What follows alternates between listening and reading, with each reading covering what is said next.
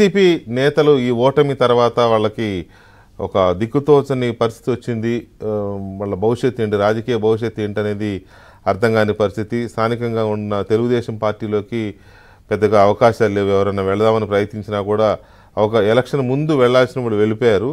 Election తర్వాత ఇప్పుడు ఎవరైనా టీడీపీ వైపు చూసినా కూడా వాళ్ళకి అక్కడ స్కోప్ కనిపించట్లేదు అనేది ఒకటి అర్థమవుతోంది. ఇక మిగిలింది జనసేన, బీజేపీ. జనసేనలో కూడా పెద్దగా ఎంట్రీ కనిపించట్లేదు.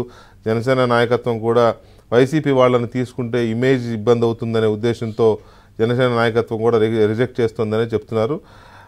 దీంతో ఎక్కువ మంది బీజేపీ వైపు చూస్తున్నారు. పైగా ఈ కేసుల్లో ఉన్నవాళ్ళు, ఈ థ్రెట్ ఉన్నవాళ్ళు, కేసులు థ్రెట్ ఉన్నవాళ్ళు బీజేపీలో ఉంటే కాస్త మనకి ఆ షెల్టర్ ఉంటుందని ఆలోచిస్తున్నారేమో అనే ఒక చర్చ సాగుతోంది. దీంట్లో భాగంగా ఇప్పటికే రాజ్యసభ సభ్యుడు, రాజ్యసభలో వైసీపీ పార్లమెంటరీ నేత విజయసాయిరెడ్డి గారు బీజేపీతో ఆల్రెడీ స్టార్ట్ చేశాడు అనేది చాలా గట్టిగా చెప్తా ఉన్నారు. ఇంకా కొంతమంది నాయకులు, ఎంపీలు ఆయనతో పాటు ఇప్పటికే ఉన్న రాజ్యసభ సభ్యులు ఒక 4-5 ఉన్నారని, మొన్న గెలిచిన వాళ్ళలో ఎంపీల్లో కూడా ఒకళ్ళు ఆల్రెడీ నేను సైతం అని చెప్పి అంటున్నారు అనేది చర్చ జరుగుతోంది. ఢిల్లీలో అదే చర్చ జరుగుతోంది, పార్టీలో కూడా చర్చ జరుగుతోంది.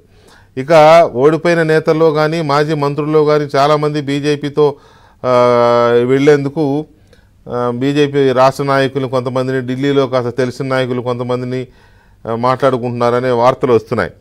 సో విక్రమ్ గారు, మీకున్న అబ్జర్వేషన్ ఏంటి ఈ విషయంలో? అంటే